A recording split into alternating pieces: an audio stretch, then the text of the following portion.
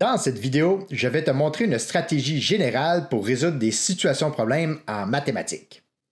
Que ce soit avec de la géométrie, de l'algèbre, des probabilités ou un mélange de tout ça, tu vas voir que ma stratégie, elle fonctionne tout le temps. Je vais d'abord te montrer chaque étape de ma stratégie, puis je vais appliquer ma stratégie dans un exemple concret de situation problème. T'es prêt? Allons-y. La première étape consiste à lire le problème une première fois.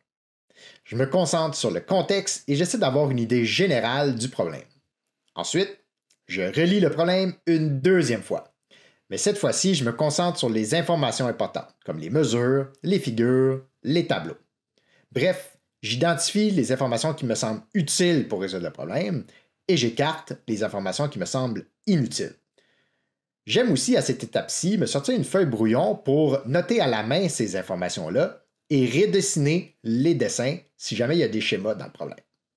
Ensuite, je peux identifier la réponse qui est attendue de moi. Parfois, c'est indiqué dans un tableau, d'autres fois, c'est écrit dans une phrase trouée, mais il faut faire attention, ce n'est pas toujours le cas. Lorsque j'ai toutes ces informations, je peux passer à l'étape la plus cruciale, c'est-à-dire établir un plan de résolution du problème. Cette étape est bien importante parce que c'est ça qui me permet de déconstruire le gros problème compliqué en plusieurs petits problèmes ordonnés de façon logique. Quand j'établis mon plan de résolution de problème, j'aime y aller à reculons. Ce que je veux dire par ça, c'est qu'au lieu de commencer par les données initiales du problème pour ensuite déterminer une démarche qui me mène à la réponse finale, j'aime faire le contraire, c'est-à-dire partir de la réponse finale et trouver la démarche qui me mène aux données initiales du problème. Ici, mon intention n'est pas de t'expliquer comment résoudre une situation problème en particulier, mais plutôt comment résoudre n'importe quel problème. C'est pour ça que dans cette vidéo, je vais me concentrer sur ces 4 premières étapes de ma stratégie. La 5e étape de la stratégie consiste à résoudre le problème. Autrement dit, j'applique le plan de résolution que j'ai déterminé à l'étape précédente. Ensuite, je donne la réponse. Ça peut être dans le tableau ou dans la phrase trouée. Bref, l'étape 3, elle est importante puisque c'est ce qui me permet de faire l'étape 6. Et puis, finalement, je valide ma réponse, évidemment, si j'ai le temps. Donc ici, je vais aller revérifier mes calculs. Je vais me remettre en question lorsque j'ai eu à prendre des décisions lors de la résolution du problème. Bref, je revérifie tout ce que j'ai fait. Maintenant que tu as une idée générale de ma stratégie, je vais te montrer comment je l'applique concrètement avec un exemple. Je vais donc commencer par lire le problème qui s'intitule « Le marché de Noël ». Ton école souhaite organiser un marché de Noël d'une durée de 7 jours dans le but de collecter des fonds pour une œuvre caritative locale. Le directeur de l'école te donne la responsabilité de planifier et d'organiser l'événement qui aura lieu dans le gymnase de l'école. Ta mission. Tu dois déterminer le nombre de stands à installer, calculer les coûts associés et estimer les ventes générées par les marchands. Tu dois également t'assurer que l'espace disponible dans le gymnase de l'école soit utilisé de manière efficace afin de maximiser les profits remis à l'œuvre caritative. Les stands. Les stands sont loués à une compagnie qui s'occupe de l'installation et du démontage. Il y a 3 modèles différents. Leur hauteur est identique et vaut 275 cm. Pour les besoins des marchands qui vendent des produits et services au marché de Noël, chaque stand doit occuper un volume minimal de 28 mètres cubes. Les modèles de stand. J'ai 3 modèles ici, le modèle A, le modèle B et le modèle C. Pour le modèle A, je vois un rectangle avec un demi-cercle. Il y a un côté du rectangle qui mesure 200 cm et ce qui semble être la demi-circonférence du demi-cercle mesure 502,65 cm. Il est aussi indiqué que ça coûte 20 $ par stand pour l'installation, 30 $ par stand pour le démontage et 25 $ par stand par jour. Concernant le modèle B, ça semble être un octogone régulier. On me donne une mesure d'une diagonale de 3,68 mètres et la largeur totale de l'octogone qui mesure 3,4 mètres. J'ai aussi une table de valeur qui donne le coût en fonction du nombre de journées de location. Donc pour 2 jours, ça coûte 60 $, 5 jours, c'est 150 $ et 10 jours, c'est 300 $. Finalement, le modèle C, Je vois deux losanges avec une mesure de côté de 2 mètres. Il y a un angle de 60 degrés et on me donne aussi la largeur totale du stand qui mesure 3,46 mètres. J'ai une table de valeur qui est similaire à celle du modèle B, mais cette fois-ci, pour 2 jours de location, c'est 125 5 jours correspond à 170 et 10 jours, c'est 245 Le gymnase. Le gymnase a la forme d'un rectangle dont la largeur mesure 3 mètres de plus que la moitié de la longueur. Le périmètre du gymnase est de 102 mètres. Les stands doivent être disposés en rangée dans le gymnase. Dans une rangée, on doit laisser 40 cm de dégagement entre les stands. Entre les rangées, il doit y avoir un corridor d'une largeur d'au moins 23 décimètres pour que tout le monde puisse circuler librement. Les profits à remettre à l'œuvre caritative. Les 2 stands situés à l'entrée principale du gymnase serviront à l'accueil des visiteurs et ne généreront pas de ventes. On estime que tous les autres stands généreront en moyenne des ventes de 425 par jour.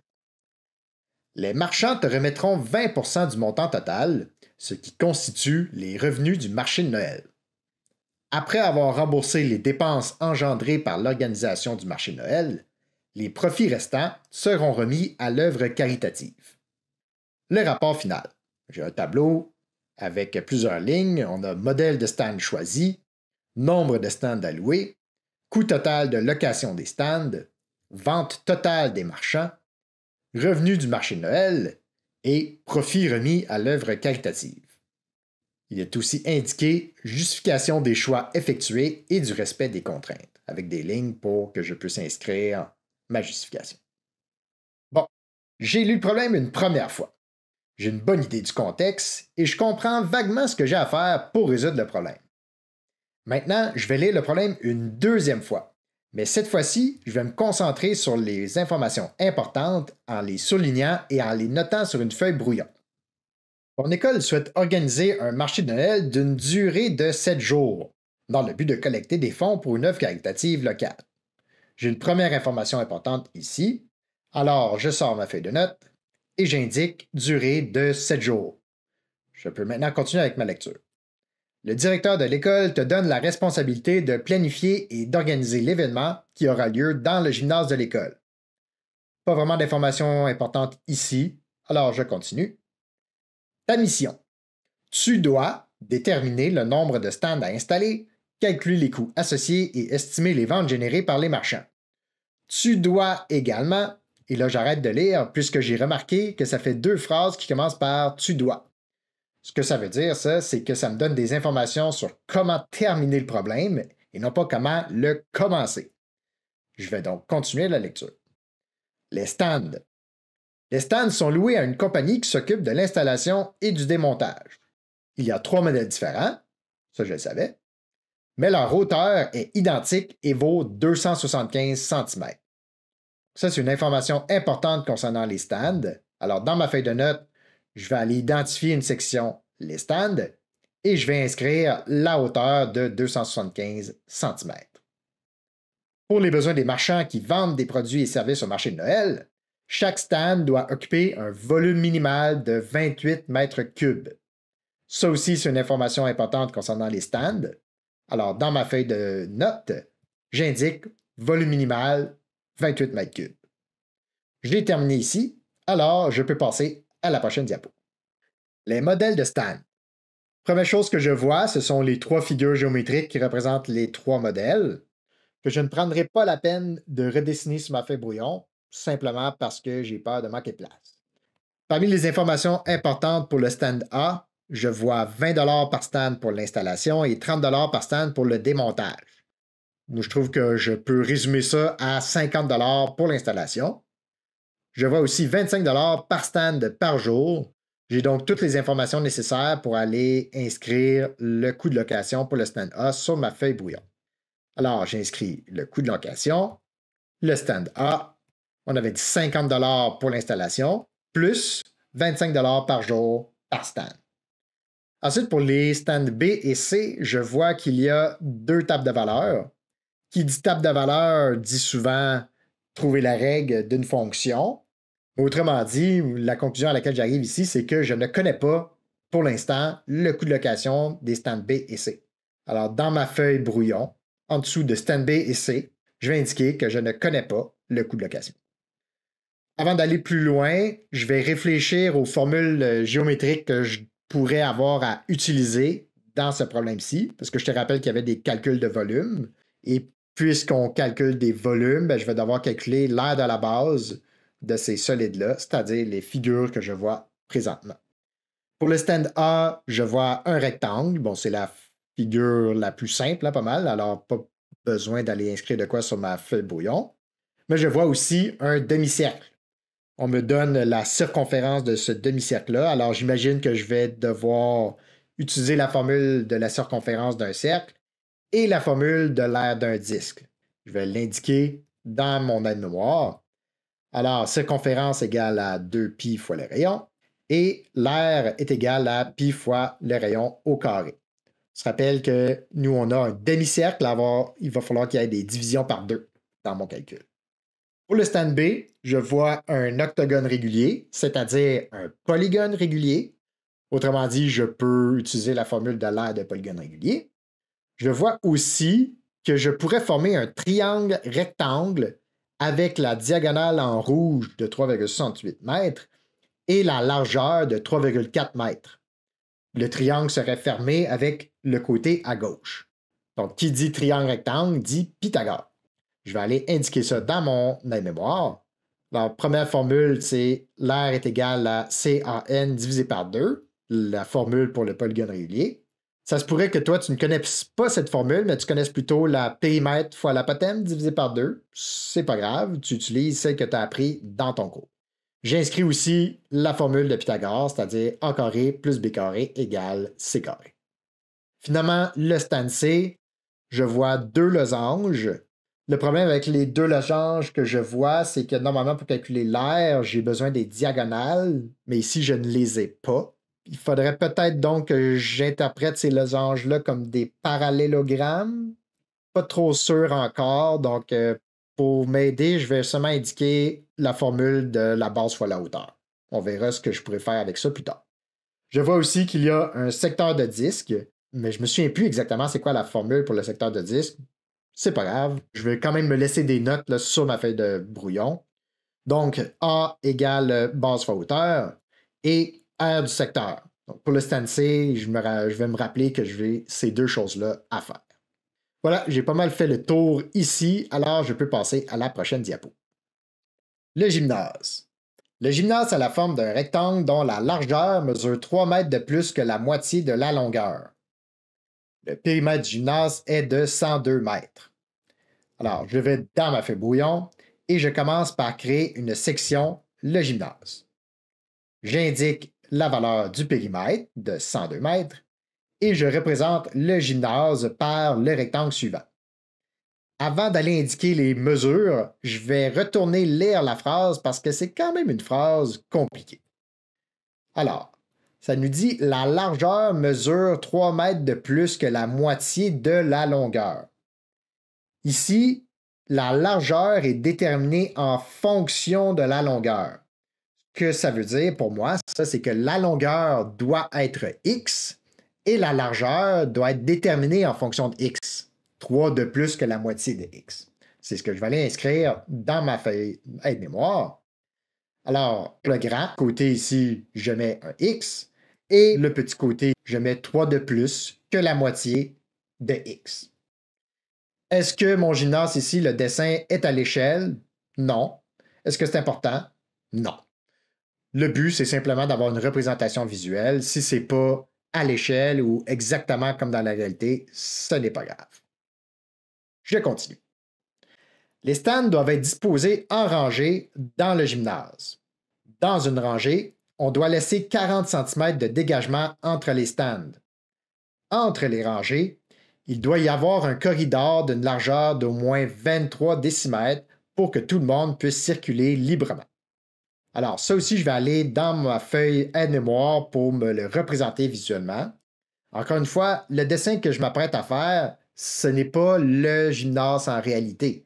C'est simplement pour m'aider à mieux comprendre le problème. Alors, je vais décortiquer ça rapidement en commençant par dessiner une rangée. J'imagine que dans cette rangée, il y a des stands. On me disait qu'il y avait un espace de 40 cm entre chaque stand. Alors, je l'indique dans mon dessin de cette façon-ci. Et on me parlait ensuite d'un corridor de 23 décimètres entre chaque rangée. Alors, je l'indique de cette façon. Ensuite, j'ajoute une rangée, un autre corridor, une rangée, un autre corridor, une rangée, et ainsi de suite. Donc ça va me permettre de bien calculer le nombre de stands qui rentrent dans le gymnase. J'ai terminé avec cette diapo, alors je passe à la prochaine. Les profits à remettre à l'œuvre caritative. Donc les deux stands situés à l'entrée principale du gymnase serviront à l'accueil des visiteurs et ne généreront pas de vente. Important à garder en tête. On estime que tous les autres stands généreront en moyenne des ventes de 425 $ par jour. OK, alors je vais aller dans ma feuille brouillon pour inscrire ces informations-là. Là, par contre, je vois un problème, j'ai plus de place sur ma feuille. Tu pourrais avoir le réflexe d'aller inscrire des informations à l'endos de ta feuille, mais moi, je te le déconseille. C'est mieux d'avoir toutes les informations du même côté de la feuille, par souci de rapidité, en fait. Je remarque qu'il y a un trou en haut à droite dans ma feuille, alors c'est là que je vais aller l'indiquer. Je vais commencer par les ventes qui sont de 425 $ par jour. Et je n'oublie pas les deux stands qui, eux, ne généreront pas de vente, donc 0 $ par jour. Ensuite, les marchands te remettront 20 % du montant total, ce qui constitue les revenus du marché de Noël. Ça aussi, c'est important. Dans ma feuille brouillon, ce que je vais m'indiquer essentiellement, c'est que de mes ventes de 425 $ par jour, au total, je dois prendre 20 % de ça et ça constitue les revenus du marché.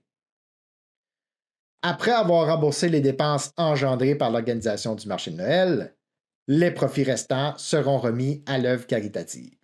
Alors, ce que ça veut dire, ça essentiellement, c'est que du 20 %, je vais devoir retirer les coûts de location et le résultat obtenu correspond au profit. J'encercle tout ça dans un petit nuage pour le dissocier de tout ce qui est à côté.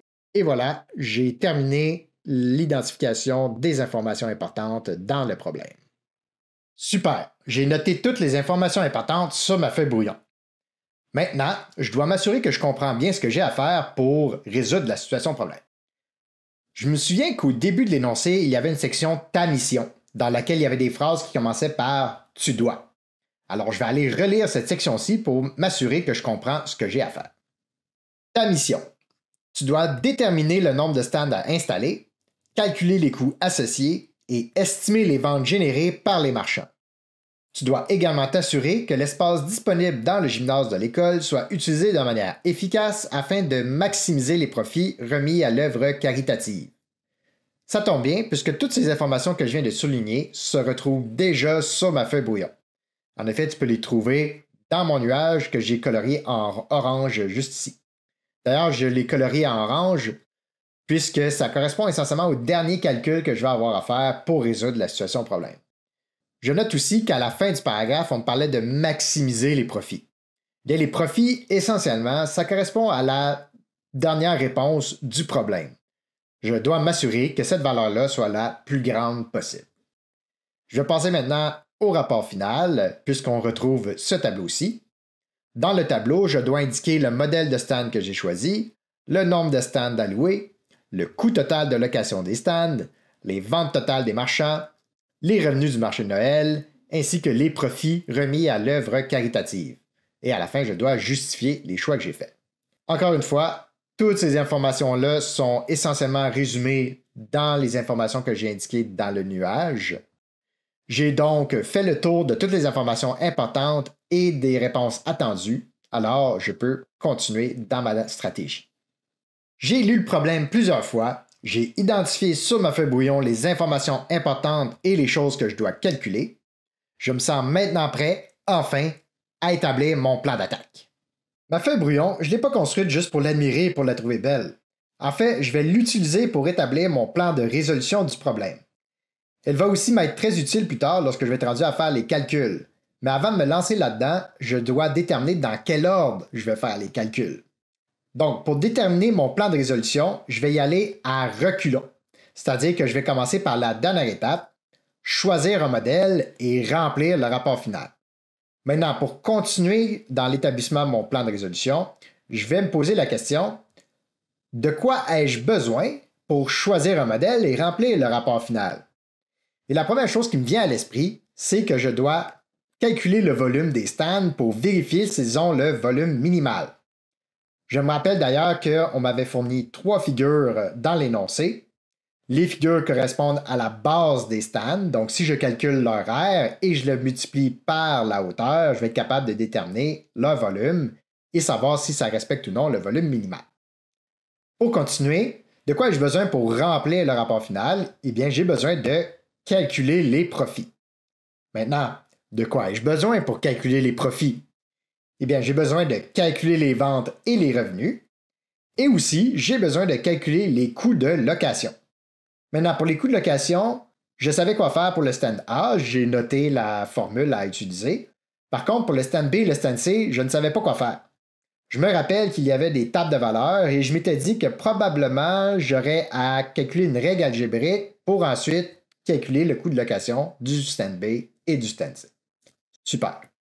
Maintenant, de quoi ai-je besoin pour calculer les ventes, les revenus et les coûts de location? Eh bien, j'ai besoin de savoir il y a combien de stands qui vont entrer dans le gymnase. C'est là que mon beau petit schéma dans le bas de ma feuille brouillon va m'être utile. Pour calculer le nombre de stands qui entrent dans le gymnase, j'ai besoin de savoir 2 choses. La première des choses, c'est de calculer les dimensions du gymnase. Je vais devoir résoudre l'équation algébrique avec les informations que j'ai notées ici. Et j'ai aussi besoin de connaître les dimensions des stands. Donc, je vais devoir calculer la longueur et la largeur de chacun des stands. Alors voilà, ça fait le tour de mon plan de résolution du problème. Mais comme tu vois, là, c'est une liste à puces. Nous, on veut plutôt une liste numérotée. Alors, je vais numéroter chacune des étapes en ordre décroissant, puisque je te rappelle que je suis parti de la fin. Maintenant, je vais les mettre dans l'ordre et je vais m'assurer que tout a du sens. Alors, étape 1. Calculer les dimensions des stands, longueur et largeur. Étape 2. Calculer les dimensions du gymnase. Étape 3.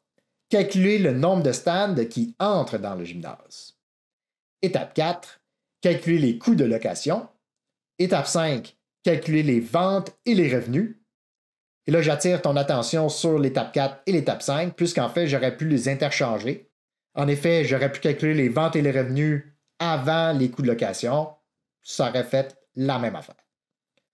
Étape 6, calculer les profits. Étape 7, calculer le volume des stands pour vérifier s'ils ont le volume minimal. Mais là, attention. Si je calcule mon volume minimal plus tôt dans le problème, et que je découvre par hasard qu'il y a un des stands qui ne respecte pas le volume minimal, eh bien, je n'aurai pas à faire tous les autres calculs qui suivent, puisque j'aurai écarté déjà ce stand-là. Donc là, je suis en train de me dire que l'étape 7, en fait, devrait être l'étape 1. Puisque si je calcule le volume dès le départ, je vais peut-être m'éviter des calculs additionnels plus tard. Alors, je me ramasse avec l'étape 1, calculer le volume des stands. Le reste, ça reste la même chose. Et puis, ça termine avec l'étape 8, choisir un modèle et remplir le rapport final. Alors voilà, j'ai vraiment un plan maintenant d'attaque pour résoudre le problème de A à Z. Je me sens en confiance. J'ai ma feuille brouillon. Je suis prêt à commencer.